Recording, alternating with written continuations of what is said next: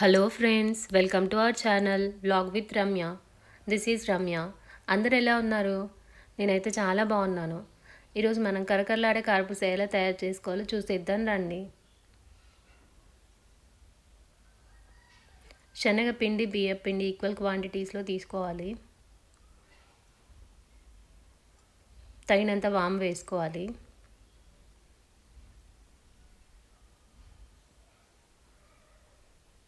తగినంత సాల్ట్ వేసుకోవాలి.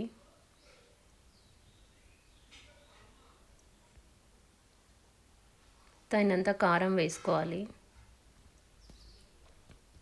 ఇప్పుడు ఇదంతా కలిసేలా కలుపుకోవాలి.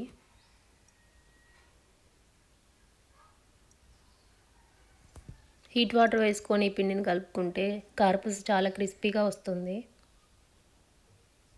మనమైతే ఇప్పుడు నార్మల్ వాటర్ వేస్తున్నాం.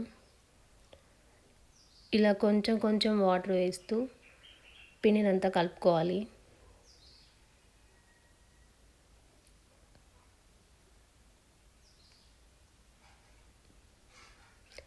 ఇలా కలుపుకున్న పిండిని కారపూస గిద్దెల్లో ఫిల్ చేసుకోవాలి. మా తెలంగాణలో వీటిని గిద్దెలు అంటారు. ఆంధ్రాలో ఏమంటారో తెలిస్తే కామెంట్ చేయండి.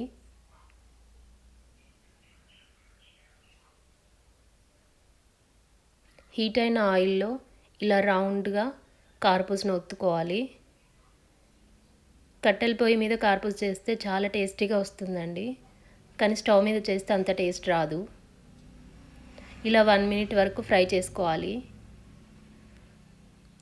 అంతే అండి, ఎంతో కరకరలాడే కారపూస రెడీ అవుతుంది. Thank you for watching. ఇలాంటి యూస్ఫుల్ వీడియోస్ కోసం please do like, share, subscribe.